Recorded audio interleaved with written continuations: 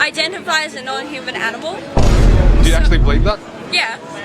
So A non-human animal. You're not a human? Oh, But I don't identify as an animal, but I identify as a non-human. It's really confusing. That one's kind of iffy. Oh, so it's confusing like the Trinity. Yeah, it's a bit iffy. You know what? I'm just gonna start identifying as a goldfish so my memory can like reset every 30 seconds after seeing this type of bullshit. So why are so many kids identifying as animals? And yes, this is happening. Don't let people on the internet tell you that it's not, that it's just a TikTok thing. It is also a reoccurring theme in real life. They've even made their way to schools and pride parades, and I cannot stand it. Welcome to another psychological deep dive. And yes, I do know that there's a major difference between cosplay, furries, and people legitimately identifying as animals. This video is about all of the above. There are 5 main reasons why this is happening. And yes, it is completely normal to play pretend, to use your imagination. It's actually a very healthy thing. But these are not kids, they are young adults, and adults even.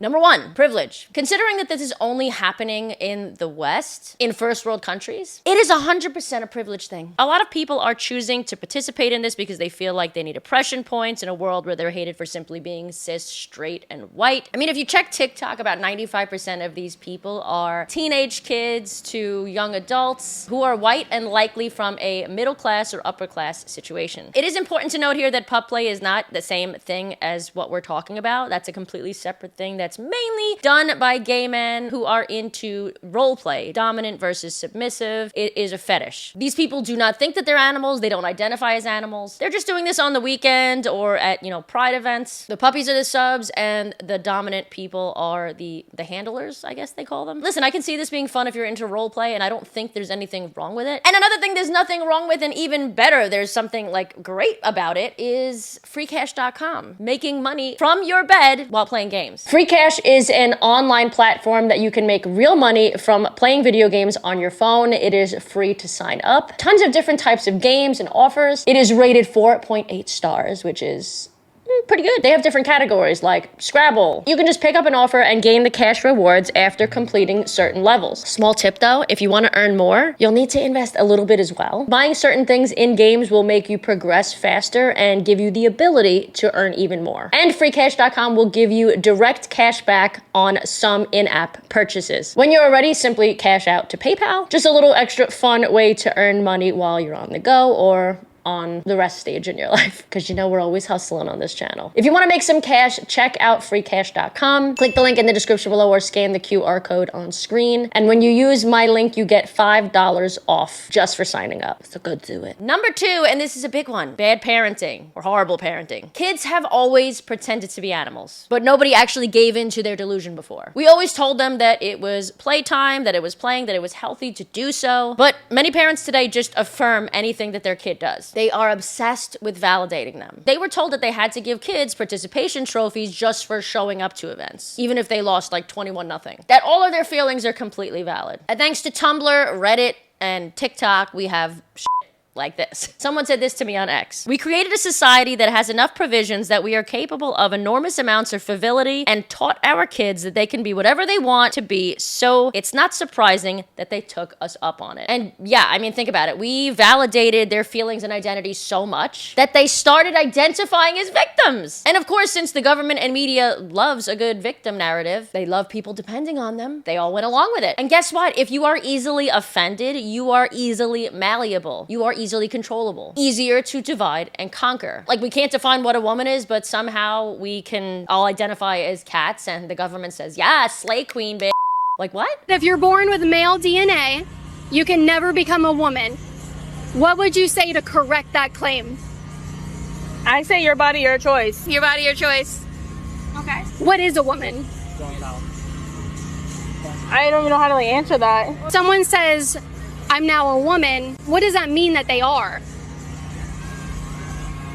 I don't know how to answer that. I don't know how to answer that. Are you guys women? I'm whatever I want to be. Right, but are you a woman? Not necessarily. Okay. Oh, I'm sorry. What are you? They, them. They, them? Yep. Okay, so you're neither male or female. I'm I don't know what I identify as anymore. When you have a large group of people counting on you for love, dependency, money, even your morals and beliefs, what you think, what to be angry at, you have full control. And this is how communism starts. I'm here live with Paul.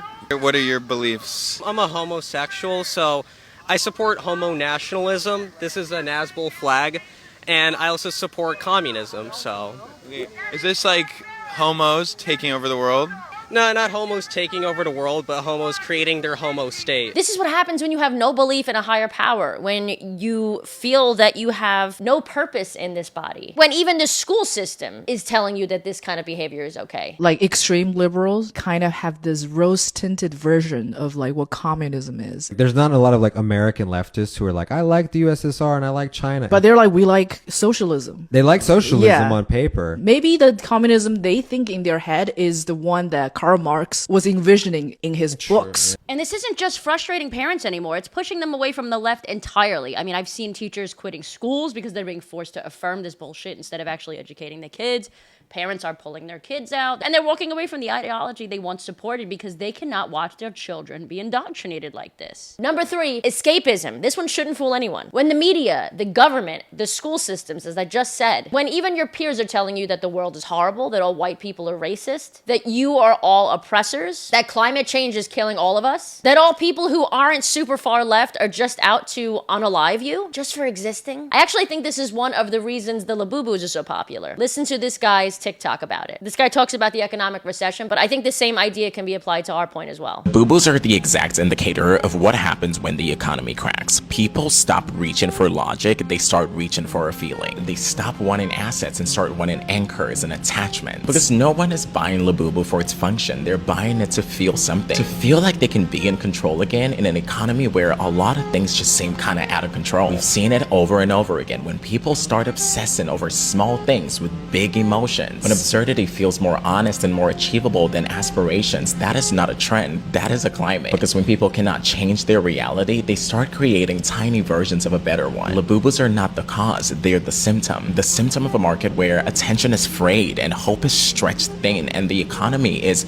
simply unpredictable. So in this new reality that these kids or young adults are creating, with these new identities, they have no responsibilities. They no longer have to be associated with humanity, which they are constantly told is horrible. They hate themselves or are told to not like who they are because of their sex or their race. It is disassociation in a new form, similar to a comfort blanket. It takes them out of their body and out of this reality just for long enough that they feel like they're able to keep their sanity, that they no longer feel the constant pressure of living this life. I also think this is why anime and cosplay has become so crazy lately. Like, look at this graph. This is just over the last like 10 years or so, how much it's boomed. Even some adults started partaking in this cosplay bullshit. It could be fun, but like taking it to another level is another story is what I'm trying to say. You know what I mean? You guys know what I mean. Do you think British horses neigh differently than other horses in the world? Yeah, they do. I mean, they neigh more posh. Could you give us a posh neigh? Number 4, autism and other mental illnesses. Again, another one no one should be surprised at. We see more and more of these, again, young white teens, usually with colorful hair, different types of piercings on their face, diagnosing themselves with mental illnesses or actually having said mental illness. But the overwhelming majority of these types of kids are just doing it for the oppression points, for the attention and the validation. I do believe a good portion of these people are autistic and just don't know how to cope or how to exist in society in certain situations. Some of it might have even come from like the response from, you know, I can't say it on YouTube, but you know what I mean. The media is also not helping with this. I asked Grok why people are identifying as animals. This is what Grok said. I actually think it's pretty smart. Identifying as an animal, often called as theory-anthropy, can stem from psychological or spiritual beliefs. I don't think that's what's happening here. Identify exploration during adolescence or coping with stress like bullying. 100%, that's definitely one of the things. Factors include social media exposure, yes. Peer influence, yes. Online communities, yes. Suggesting elements of social contagion, yes. Common mental health links like autism, yes. It may provide comfort but can also also lead to isolation if obsessive. Yes, yes, yes. Number 5, belonging. And it's good that I said this right after number 4 because you can see how the two are inherently linked. Animals, for the most part, at least usually the pets that we have, we're taught to love them unconditionally, and they love us unconditionally. It's a beautiful bond. So many of these kids, possibly because they're autistic or white or have nothing special going on for them, feel like they need to be a part of something more. People want to be accepted, they want to be noticed, and they want to believe in something bigger. I'm very spiritual, I'm not religious, I was raised Catholic, but I believe this all actually stems from a lack of knowing God, and let me explain that. I'll say this instead, not believing that we're all connected. And we know that even science points to this fact. We're basically all just a bunch of energy, a bunch of particles existing in space, vibrating super close to one another, but not actually touching. People who believe they're another animal trapped in a human's body. This woman lives as a horse, which has clearly yielded her certain athletic abilities. This 13-year-old boy identifies as a cat. He eats cat food out of the dish on the floor and even uses cat toys. But does he use the litter box? But it doesn't stop at animals. People can identify as anything. This girl identifies as an elf. She identifies as a baby. This one a mermaid. This is a lawyer who identifies as a robot. Is this behavior something that we should be concerned about? So when we're constantly told that we're all so different, that we're so hateful, that we're so divided, we start to believe it. We start to act on it. A growing problem in the United States with the number of hostile attacks against Christians skyrocketing. Just last year, there were 415 incidents, which is a 730% increase just since 2018. We start to see it because it's constantly in the front of our mind. We start manifesting that in real life. We are being reprogrammed instead of remembering who we truly are, what we're all a part of. It's scary, and to many, including myself, it's what we consider to be hell, like not knowing who you are, not knowing your true worth, your true purpose. Now do you see why so many people are fleeing this situation and identifying as animals? Listen to this quote by Hannah Arendt. This constant lying is not aimed at making the people believe a lie, but ensuring that no one believes anything anymore. A people that can no longer distinguish between truth and lies cannot distinguish between right and wrong. And as such a people, deprived of the power to think and judge, is without knowing and willing it, completely subjected to the rule of lies. With such a people, you can do whatever you want. I think I actually said that quote in a previous video, but it fits for this video too, and I'm sure many to come. If you guys enjoyed this video, be sure to give it a big thumbs up and make sure to subscribe if you are new to this channel. We are about to hit 800,000 subscribers. That is incredible. Make sure to check out freecash.com and support brands who support our morals and this channel. Other than that, I will see you guys back here Sunday with a brand new video. Until then, I love you, love yourselves. Keep calling out the bullshit. Bye.